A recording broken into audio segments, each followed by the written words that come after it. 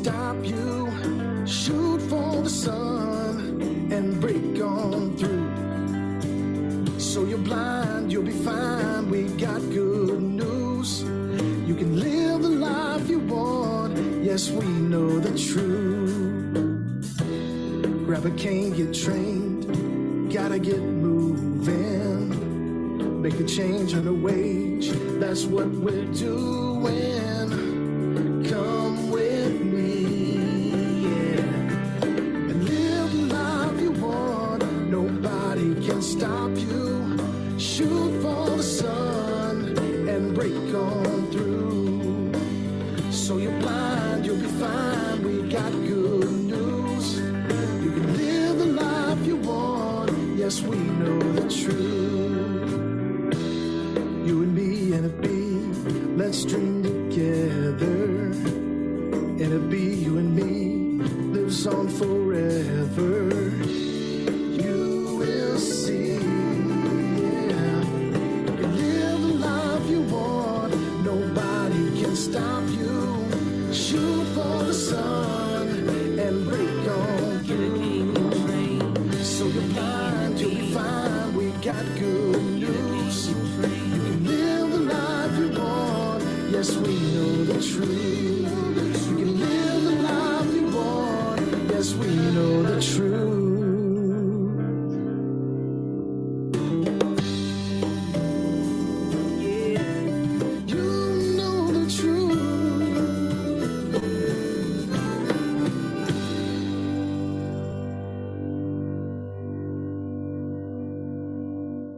Hi, everyone. I'm Candace Chapman, the president of the National Federation of the Blind of Mississippi. It's wonderful to come together this evening for our October presidential release. I'm so glad that you're all here. At this time, I'd like to turn it over to President Riccobono and Pam Allen. All right, welcome everybody to our presidential release live. How you doing, Pam? I'm doing great. I'm so happy to be here in Jackson. In Jackson, Mississippi, live at the auditorium at the Mississippi School for the Blind. We have people out there, right?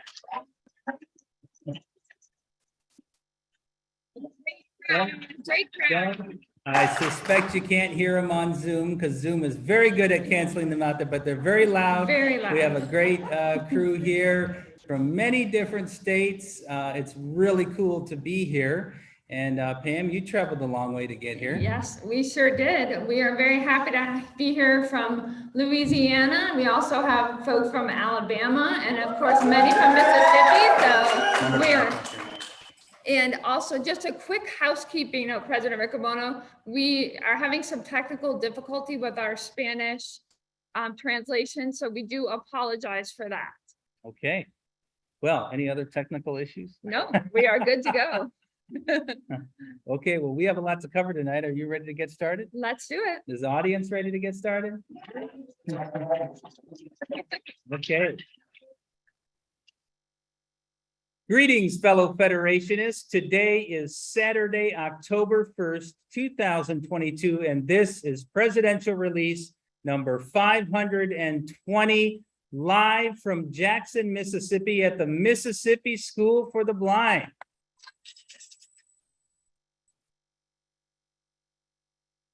I am so happy to be here, and I want to wish everybody a happy Blind Equality Achievement Month. This is a great way.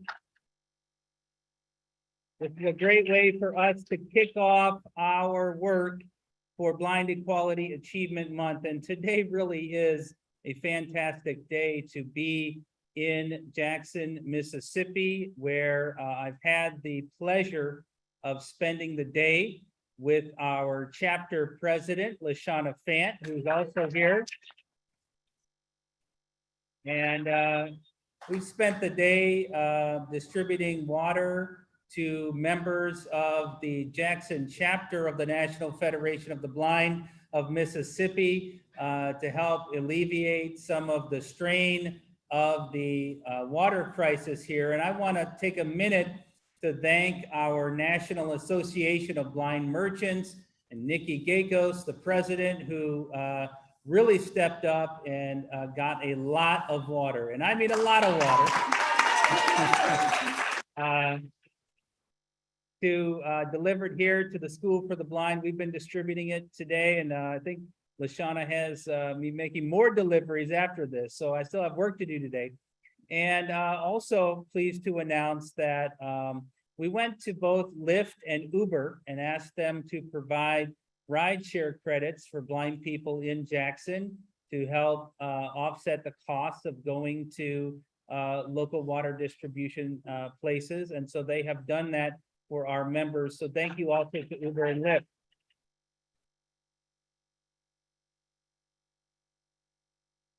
And our thoughts and prayers also go out to all of our Federation family members in Florida and certainly now in South Carolina and other states that are being impacted by Hurricane Ian. So just know that the Federation family is, and the spirit of the Federation family is alive and well. It's been so heartwarming to spend time with visiting with members here in Jackson on really a very historic day. Some of you may not recognize that today is the 60th anniversary of James Meredith integrating Ole Miss in 1962. Yeah, absolutely. And you know, when I reflect on that moment, which is one of the most iconic and courageous moments in the civil rights struggle for African Americans, it reminds me that it's even fewer than 60 years ago that we got the first white cane law passed in this country. And so it's less than 60 years ago that as blind people, we started to assert in law our right to belong in the world, as James Meredith did in 1962 in the educational setting, asserting that he and others like him had the right to belong in those educational spaces. It was less than 60 years ago that we as blind people asserted that we have the right to live in the world, that we have the right to belong in the world. And in fact, we're still fighting that struggle in so many places where, as blind people walking with a long white cane, we're not recognized as independent travelers. We're not recognized as being capable of being responsible for ourselves. And in so many places, we still are treated as though we don't belong. I just called out the rideshare companies for being helpful to us. But on the other hand, in a lot of ways, they do treat us like we don't belong, especially if we happen to use guide dogs. And so when I come to this Blind Equality Achievement Month, and on this very special day, it occurs to me how much work we still have to do to belong. And so that's my charge for all of us this month, is to use this Blind Equality Achievement Month to assert our right to belong. And whether it's on White Cane Awareness Day or through other activities that we're going to be having in our local chapters, I encourage our members to have those honest conversations with members of the public about our right and our desire to belong and participate fully in society. And we know from our experience that by working together as blind people, we have the best shot of being included in spaces where we are currently excluded. There's also time for our chapters to get local governments to remember and acknowledge White Cane Awareness Day by getting proclamations, and you can find the template on our website. Remember that all of our related Blind Month activities can be included on our website if an email is sent to us at web@nfb.org. And if you get your Blind Equality Achievement Month activities to us, we will post them on our website, which is nfb.org/blindmonth. And this is also a good time for us to lead those conversations with our friends, our family, about the techniques that blind people use to compete equally in the world. You know, a lot of people don't understand how blind people do the things that we do. And it's our responsibility to demystify what we do by opening up channels for those conversations. And there's many ways we can do that. Through one-on-one conversations, through inviting people into conversations in our homes, to posting to our neighborhood listservs about the techniques that we do and encouraging people to ask questions. I know, because I've heard from many chapters and members across the country, that that work is happening and there are plans for this month. But don't forget that this work continues beyond Blind Equality Achievement Month into the other 11 months of the year. I know it can sometimes feel overwhelming to have to continually educate the public about the capacity of blind people. And I get it, I really do, because I face that same sense of being tired of educating. But let's use this month as an opportunity to own the education, to lead the education, rather than having to do it because we're forced to. Let's do it because we want to open those conversations so that we can change the narrative and have blind people in the leadership, leading the conversations and making blind a positive in our society. So I'd ask every member what you can do to positively impact the discussion about blindness in your community. Now, when people ask you about what they can do to help the organized blind movement, we have some new things you can share. But before I talk about that, let me remind you that you should post about these activities in social media by using the hashtag Blind Month, whether it's on Facebook or TikTok or Twitter or Instagram. And I also want to offer our first Vice President and Executive Director of the Louisiana Center for the Blind, Pam Allen, an opportunity to comment on Blind Equality Achievement Month. Thank you, President Riccobono. And I think to piggyback on what you were saying, one of the key ways that we help promote equality and equity is through training. And in the National Federation of the Blind, we have led the way and helped shape training and increase opportunities for blind people. I'm so excited. We have several graduates from the Louisiana Center for the Blind with us here today. And I know that they are leading the way in Mississippi and Alabama and Louisiana and around the country, just like our training centers, our graduates from the Colorado Center for the Blind and Blind Incorporated. We're so grateful for the partnerships that we have here with the Mississippi Department of Rehabilitation and the difference that it makes. Training that is developed by blind people that really, through words, through action, through examples, activity, builds confidence and develops a positive philosophy about blindness so that we know that blindness will not hold us back from living the lives that we want. And we see that every day in our chapters, everyone going out in their local communities, reaching out to each other, mentoring one another, and passing those skills and those opportunities. And most importantly, the positive belief about blindness that we know through the National Federation of the Blind. So thank you, everybody, for working together to help make that happen.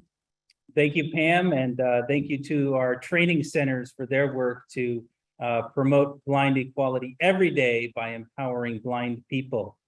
Now, it's been a very special week. Yeah, you can apply for that, absolutely.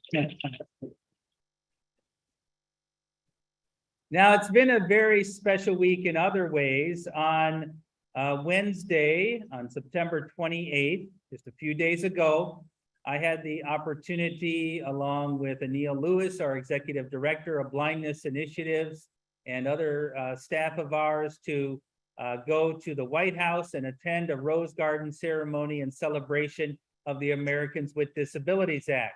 Now, you might say, why September? Well, the President of the United States had COVID at the end of July during the normal time for celebrating the anniversary of the ADA. So this was the ADA celebration. And besides us, there were a number of other federationists in attendance because of their positions in the government or elsewhere. So the Federation and the blindness movement was well represented at the White House on Wednesday, September 28th.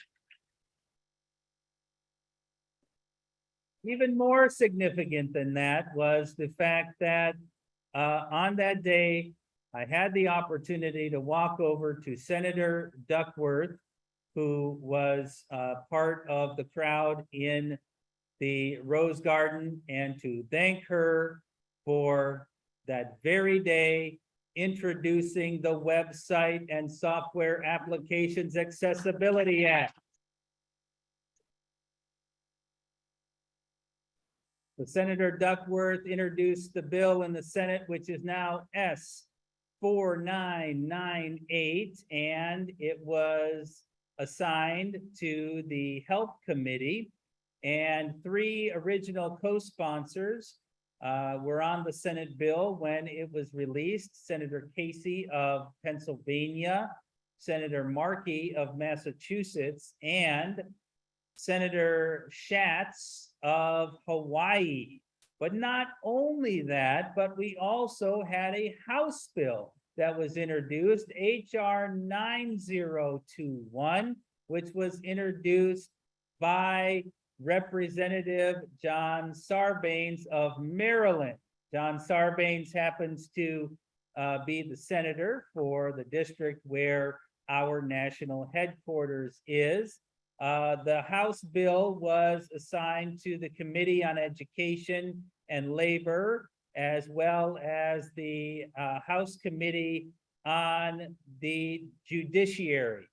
So this is great news. We in the Federation have been working on this for well over 18 months. You'll remember that Senator Duckworth came to our convention in 2021 and talked about her interest in helping us with this bill, and we finally got it done.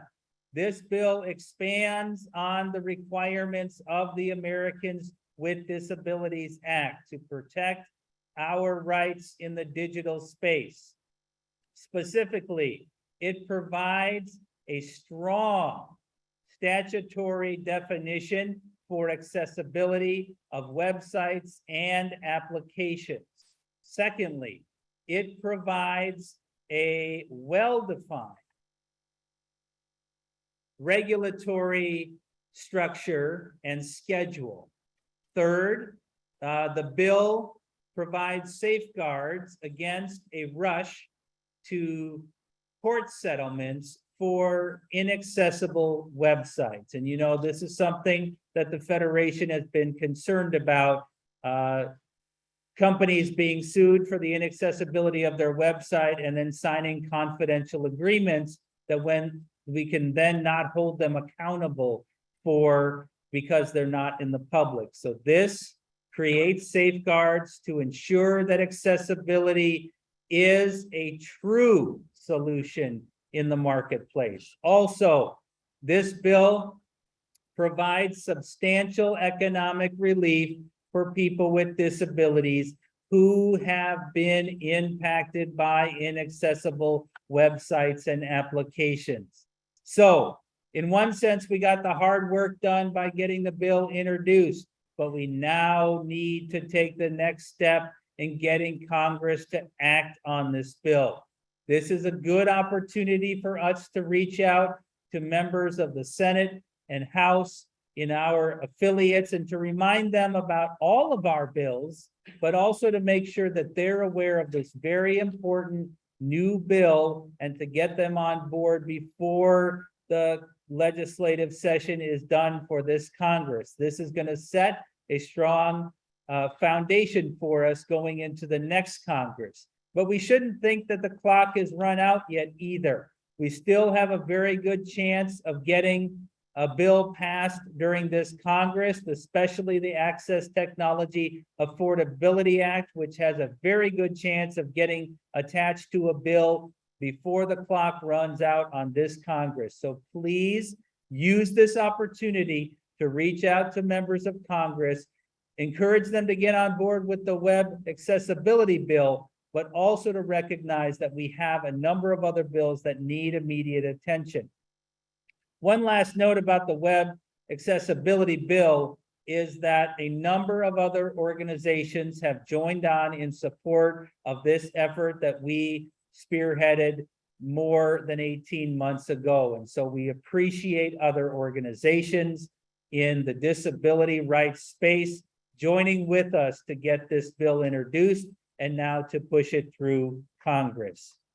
Now, I want to also, moving to beyond Blind Equality Achievement Month, remind our new members or maybe prospective members that might be listening that on November 2nd, we're having our next open house for new members or prospective members. The open house will be on November 2nd at 8 p.m. Eastern. If you're interested in participating, you can send an email to membership@nfb.org to register and to get information. I encourage our chapters to promote the open house. We do these on about a quarterly basis, and they're a great way to help with the onboarding process for new and prospective members.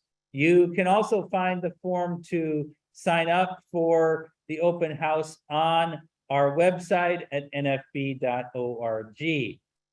Now, before I get into some other announcements, Pam, you reminded me that I wanted to acknowledge, we have a number of folks that should be acknowledged in the audience with us, but I did want to acknowledge Dr. Stenson, who is the superintendent of the Mississippi Schools for the Deaf and Blind, is with us here this evening. Also, Dorothy Young, who's the Director of Rehabilitation Services for the Blind in Mississippi, with us. Dorothy's a great partner of ours in our career mentoring program, so thank you for that. We also have, in addition to our local chapter president, LaShawna Fant, who I mentioned earlier, is here. We also, yeah, you could give her an applause. We also have with us the immediate past president of the NFB of Mississippi, Katrina Pendarvis is here. And we also have one of our newest national board members and president of the NFB of Alabama, Barbara Manuel, is here too. We have many other people with us. This is really an exciting venue, and we really appreciate our Jackson chapter warmly welcoming us into our first, I guess technically our first, presidential release live on the road, where we took proposals, and we're hoping to go out on the road again soon. Oh wait, we're doing that, well, at least I'm doing that next month. So a couple of other announcements to share with you on this presidential release live. For members in Virginia, DC, Maryland, and other neighboring states, on October 18th, there will be an oral argument in Washington, DC, that we would like blind people to be in attendance for. So we invite and encourage NFB members to attend the in-person oral argument for the NFB supported case Orozco versus Merrick on October 18th in Washington, DC. NFB member Joe Orozco is appealing a federal district court decision which found that blind federal employees do not have a private right of action to directly enforce Section 508 of the Rehabilitation Act against federal agencies and their federal employers. And this is a really bad ruling, and that's why we're appealing it. And we want blind people to show up at the court on October 18th to say that this is something that matters to all blind people. If you're interested, please contact Valerie Yingling at our national office, 410-659-9314, extension 2440, or you can email legal@nfb.org to get more information about attending in person and what the rules are and where to show up and that sort of thing. It's a lot of detail, so I didn't want to give it here, but if you're interested, please contact Valerie and she'll get back to you. For those who cannot attend in person, like maybe it's a long way to go from Mississippi, you can still tune in to the oral argument, as it will be streamed live on the court's YouTube channel. And we will put the link for that into the chat. But if you want that also, you can contact Valerie and she can give you the link to watch the hearing on the morning of October 18th. I do encourage members who can be there on the 18th to do so. And what a great way to celebrate Blind Equality Achievement Month, by showing up to say the courts don't always get it right. We want them to get it right. So there are other things going on during Blind Equality Achievement Month, and one of them is a career fair. Thanks to our employment committee in the National Federation of the Blind, job seekers and employers can register for the Blind Equality Achievement Month virtual career fair, which will be held on October 26th, 2022, from 2 p.m. to 4 p.m. Eastern Time. The registration deadline for the virtual career fair is noon on Friday, October 14th. So right before White Cane Awareness Day. We're also having a Fearless Job Interview Seminar, parts 1 and 2. Part 1 will be October 6th and part 2 will be October 13th, which will be offered virtually and will give information to job seekers about the application process, this job search process, and strategies for effectively managing those as blind people. You can learn more about all of these opportunities by visiting nfb.org. If you're tuned into Zoom, we'll give you the direct link right now for the career fair information. If you're interested, I would encourage you to sign up soon. We've talked a number of times at our convention and on this release about our work to get the Federal Social Security Administration to make its check-in kiosks accessible. The National Federation of the Blind continues to seek information about the accessibility of Social Security Administration visitor intake processes by members of the Federation. If you have visited an SSA field office since their reopening in April of 2022, we would like you to, or for that matter, if you haven't visited but plan to visit an office and would like to be part of our testing program, we would like you to reach out again to Valerie Yingling in our legal office, extension 2440, or legal@nfb.org, so that we can give you the specifics on the information we're looking for. We would like feedback about the intake process and about what your experience was, whether someone helped you, whether you encountered an inaccessible kiosk, whether you had to resolve problems with giving your Social Security number to personnel there. All of this information will help us hold the Social Security Administration accountable.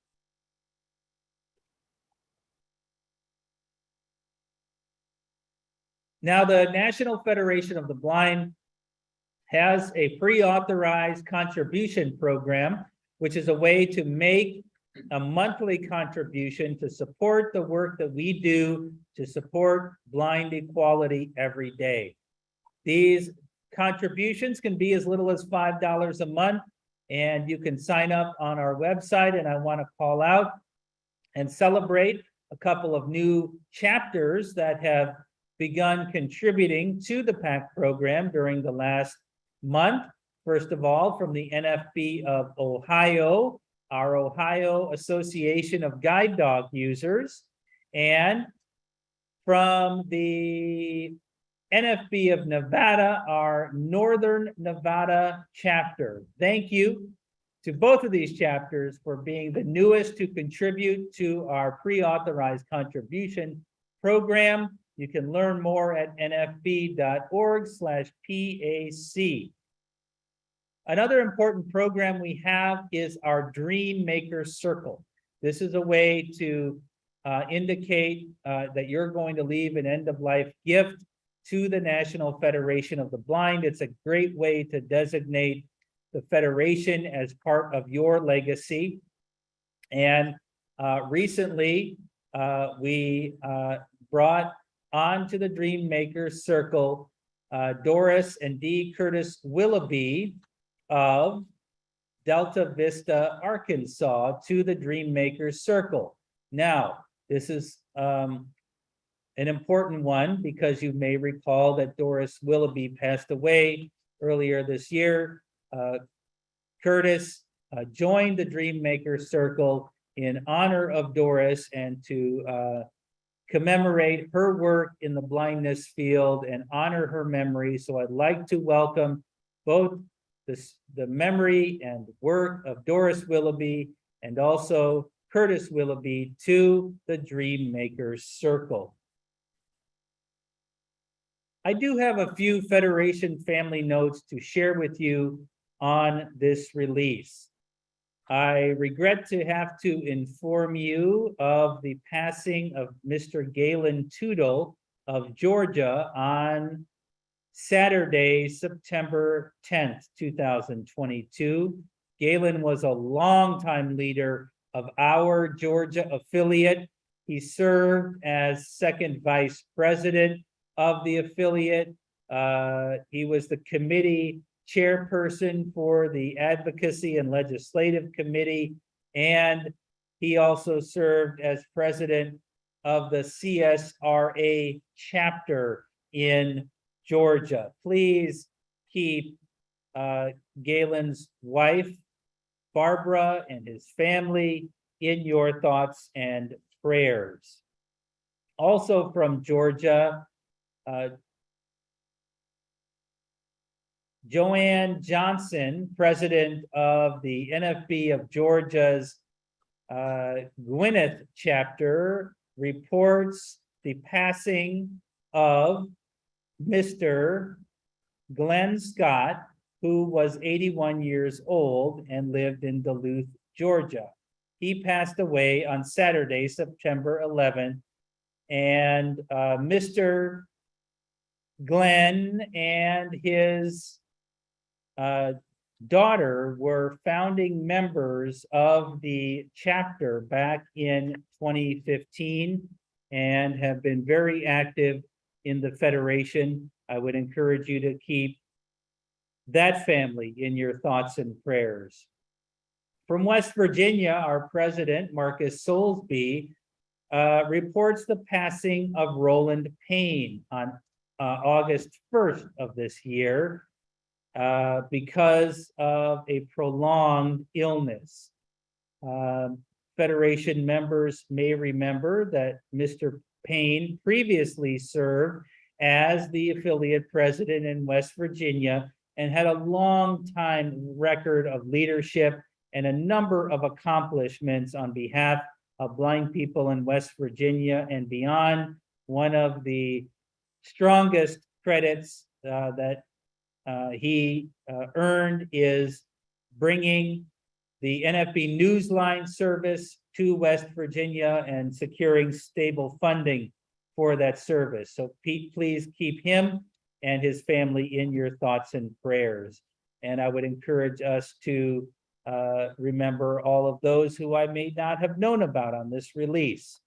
Now, we do have one joyous piece of news from the state of Missouri.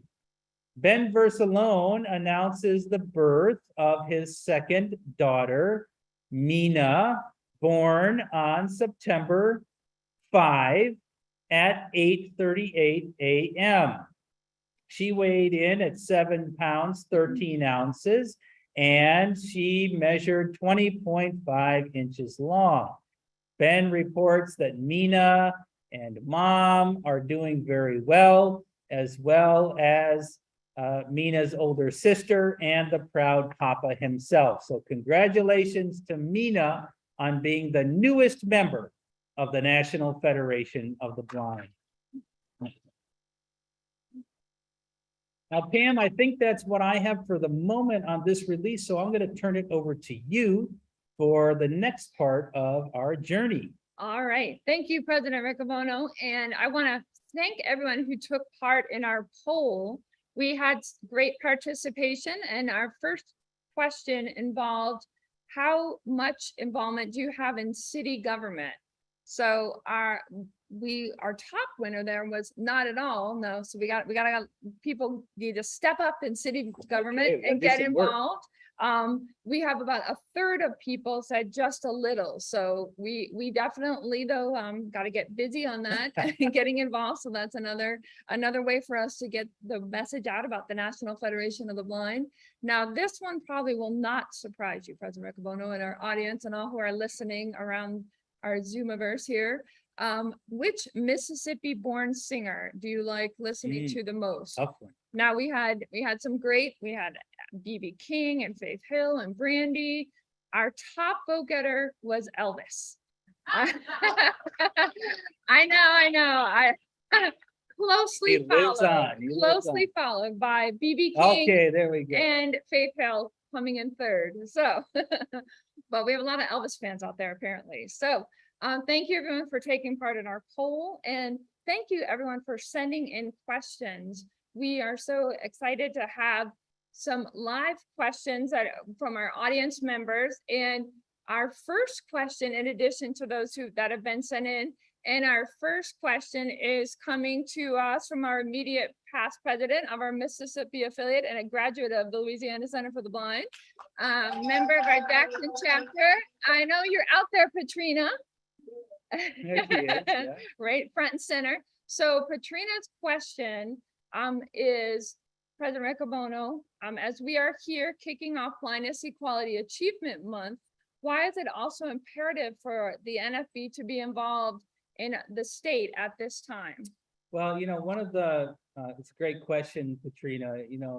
The power of the National Federation of the Blind is that we are a coordinated organization, and we recognize that when blind people in Mississippi are struggling, that has implications for blind people in Louisiana, and Texas, and Maryland, and Alaska, that we're all in this together. And in our Mississippi affiliate, we recognize that, especially here in the Jackson community, that blind people are disproportionately affected by situations like the water crisis here. We recognize that, for blind people, it's not simply a water crisis, right?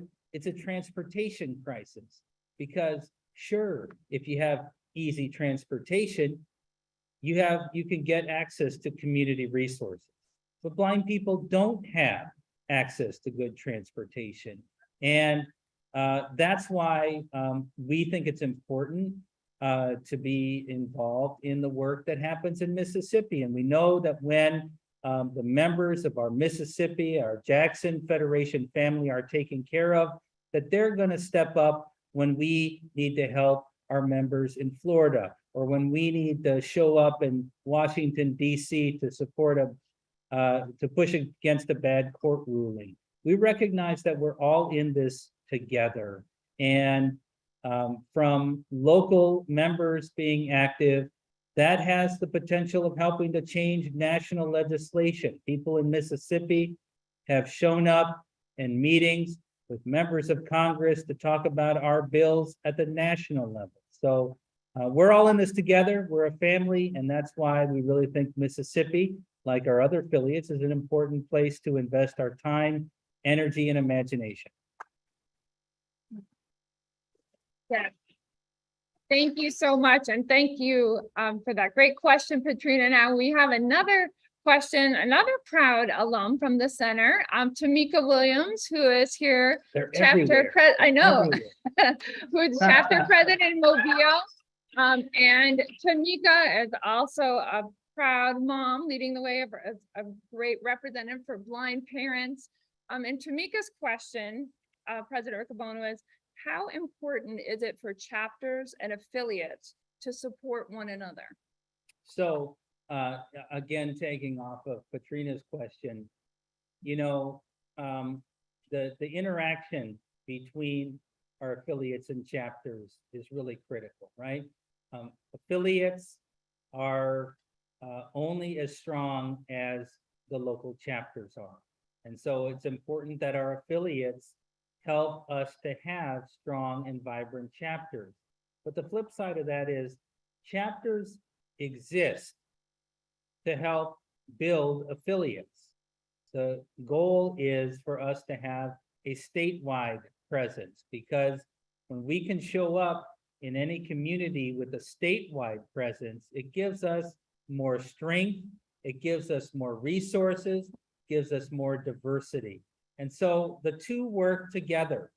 And if we have strong chapters that are helping to build stronger affiliates, then those stronger affiliates can help us have an amazingly strong national organization. And so there needs to be a spirit of giving and sharing.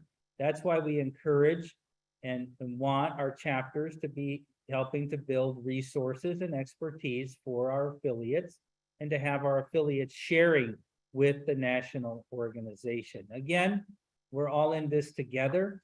And because we coordinate all this work, we can bring it to scale. So when we're dealing with a situation in Mississippi, like a teacher that's being discriminated against, we can bring the expertise of cases that we've had before in Maryland or Colorado for teachers in those states. And so by sharing and working together, we get a lot more done and can bring a lot more expertise than we could by ourselves.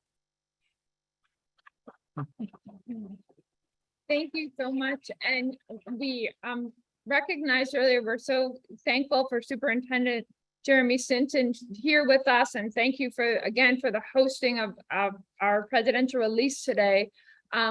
Dr. Stinson would like to know, what are some things that the National Federation of the Blind is doing for parents and children?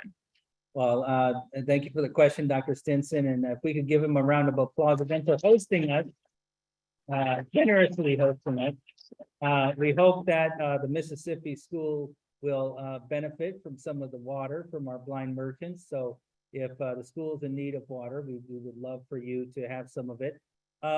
It's a great question. And as someone who ran a school for the blind myself, it's a really important question. You know, the biggest thing that the National Federation of the Blind offers students and families is a unified community of resources. If there's anything you want to do as a blind person, if there's anything you want to know as a parent of a blind child, the network, the community of the National Federation of the Blind is available to you. You can tap into it. It's a tremendous source of lived experience, but also advocacy.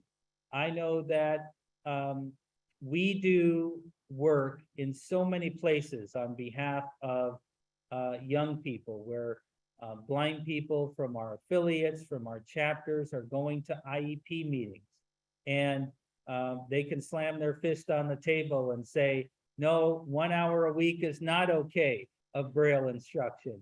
That's not acceptable. And they can do that because they get to lead.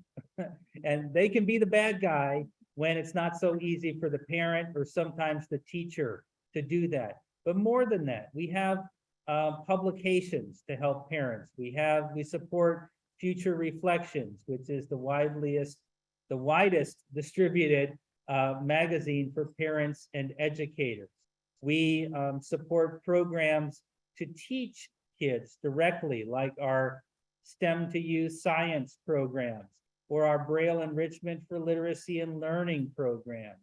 We help to get Braille books, slate and styluses, free white canes to families when they need them. And all of these things are done free of charge because we believe so strongly in promoting independence for the next generation.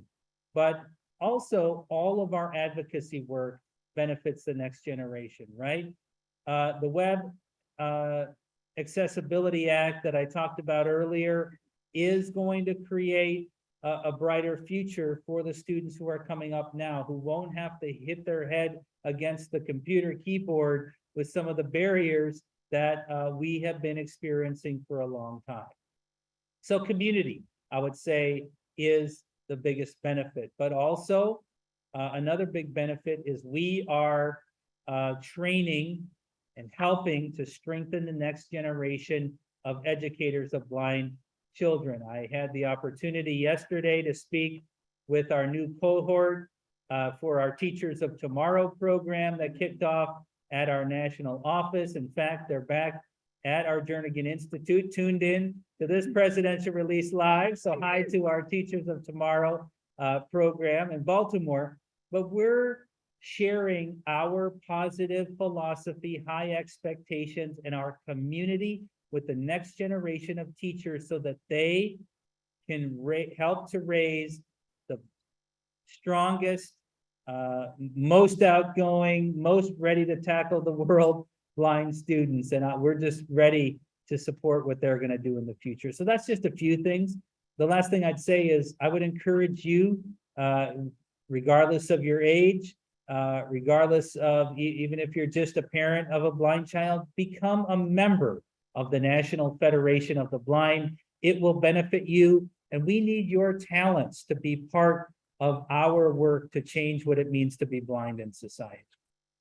Now, President Riccobono, speaking of the next generation, because I know that we have some students here with us today from the Mississippi School for the Blind, and we've gotten some great questions from them. So that's good. I know that Huntley is here. Where's at Huntley? Our audience.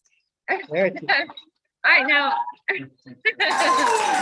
now, welcome, Huntley, this is a great question. I think President Riccobono is going to love this one. Okay, so Huntley is in 4th grade, a wonderful grade, and Huntley says that one of the ways that they like to kind of de-stress and just relax is by listening to "Shake It Off" by Taylor Swift. Nice. Listening nice. And let me say, nice. Dancing too. Dancing. We don't want to forget that too.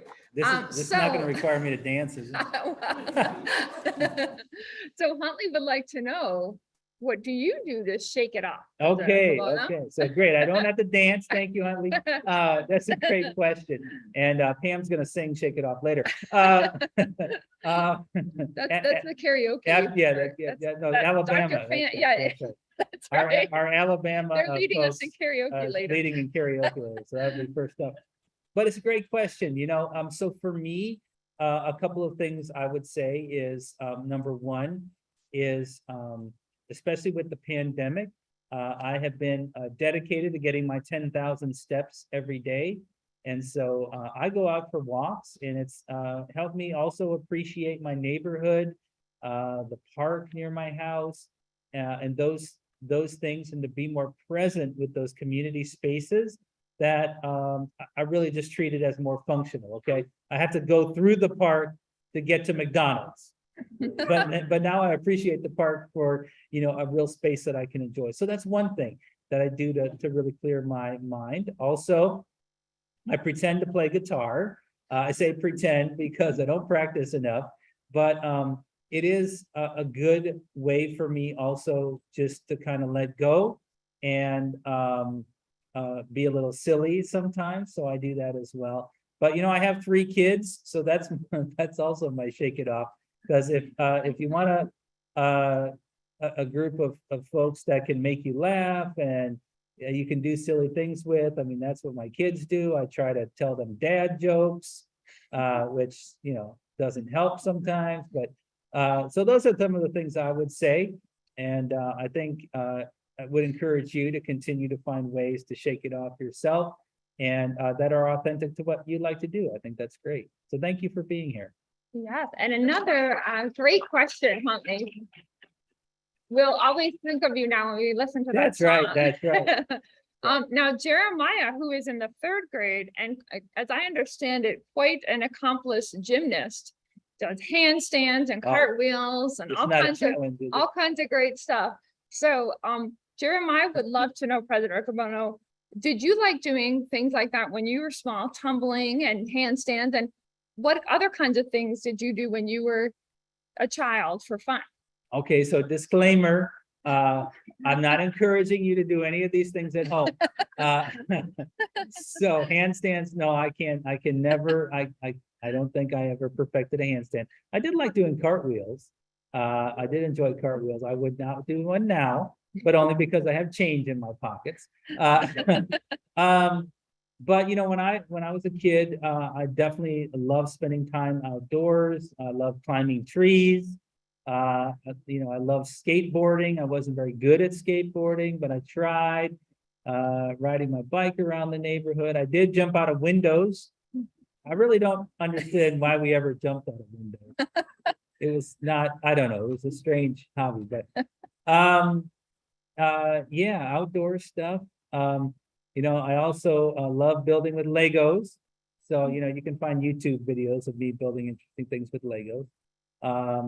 I think it's great to develop those talents, and I would say keep working on those handstands even up to you know, high school and beyond, because it's a, you know, it's a great way to continue to keep your body in shape. So 3rd grade, man, that's impressive. Yeah. So you can see we've got some great leaders of tomorrow That's that right, already that's starting right. out with Huntley and Jeremiah. So Yeah. thank you for those great questions. So we have time for a couple more, President Riccobono. Our next question is from Julie McGinnity. And Julie would like an update concerning how we are continuing to hold Uber accountable for the continued denials of rides to guide dog users and blind people in general. Julie indicates that she has heard that the Department of Justice is now taking complaints from people with disabilities who've been denied, and wondered what if we could get an update in that regard. So you know, the rideshare companies, both Lyft and Uber, have been particularly challenging to deal with in this regard. We have had various approaches over a number of years, working to hold them accountable through agreements, through the courts, with, I would say, limited success. So Julie, to your question, number one, we do coordinate with the United States Department of Justice. We talk with staff there regularly about things that are of interest to the Federation that we know are also of interest to the Department of Justice, and we coordinate to make sure that the government has the information that we have. Also, we have been meeting with both Lyft and Uber to try to push them even harder on these issues. I can tell you that, as a matter of fact, very timely question, Uber was at our national headquarters yesterday for a meeting. Now, you notice that I did celebrate that Lyft and Uber did support blind people in Jackson with rideshare credits, and we do appreciate them for that. However, we have been very clear that this is not an opportunity for them to buy out of providing equal access to blind people who use guide dogs. In fact, very much the opposite. We are having these conversations. We are not in a position to say publicly where we are in those negotiations, but you can be certain that we will get Uber and Lyft to an outcome that the blind of America can be proud of, and can stand behind and enforce. However, it is going to take us continuing to report and enforce drivers that discriminate against guide dog users. And that just speaks to why we need to continue to promote our movement and our work beyond Blind Equality Achievement Month. Okay, and we have a question from Cody Fontenot, and several others have asked, expressed concern about our Federation family impacted by Hurricane Fiona in Puerto Rico and Hurricane Ian in Florida. And so any ways that we can help? So it's a great question. We continue to be in touch with our affiliates in Puerto Rico and Florida, and we know from previous natural disasters that we've dealt with, whether it's hurricanes or the tornado in Louisiana, that it actually takes a week or more sometimes to figure out how people have been impacted, especially if they evacuated the area. They have no idea what the state of their house is. And so we continue to be in touch with our affiliates. We talk with the affiliate presidents where we identify that there are needs that blind people have that aren't served by the community. We figure out how to mobilize the Federation to help out. So we appreciate the continued outreach. And I know I heard from our Florida president a day ago, very appreciative of all of those in the Federation who have reached out. It does take time in these natural disaster situations for us to get information about where the real needs are. But especially as we find places where there are specific needs that blind people have. I know in Louisiana, for example, we were able to help a number of blind people who lost technology due to storm damage. And obviously access technology is very expensive and difficult to replace.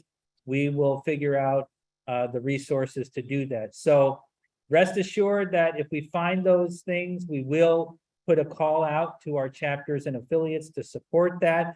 We have had a relief fund in the past. Well, in fact, we still have the relief fund. We have funds left over from previous efforts that we're using also to support work here in Jackson. And as we find needs elsewhere, the Federation community will be called upon to support that. Excellent. I would say the other thing is just continue the positive thoughts and prayers. I know that it is appreciated, and I know that reaching out to our affiliates to express your support means a lot to them. Thank you, President Riccobono. And I want to thank everybody here in the room and all those who submitted questions. If we did not have a chance to answer your question today, our outstanding communications team will follow up with you directly. So we really appreciate everyone submitting and all the great comments and questions. And again, thank you for all the hospitality and the strength and the love the National Federation of the Blind of Mississippi has shown to us, and the hosting from the Mississippi School for the Blind. It's been so great to be here today, and we see the power of the National Federation of the Blind. So thank you so much, and I want to toss it back to you, President Riccobono. Okay, thank you, Pam. Yeah. Thank you for being here, Pam. I know the Louisiana Center has been off doing some challenge activities all week. Yes. So yes, Roland and I are just back from Arkansas from Rockland. Yeah, so to get back in the car and zip over here is another thing. So thank you to you and Roland for being here.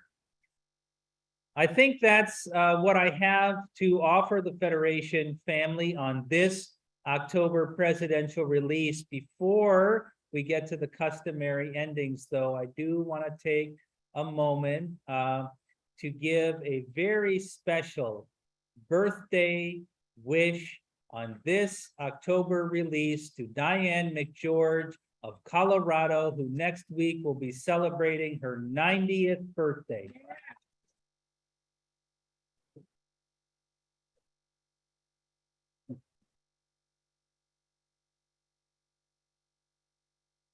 Federation members know that Diane McGeorge founded the Colorado Center for the Blind and has made other significant contributions to the Federation beyond being door prize Diane.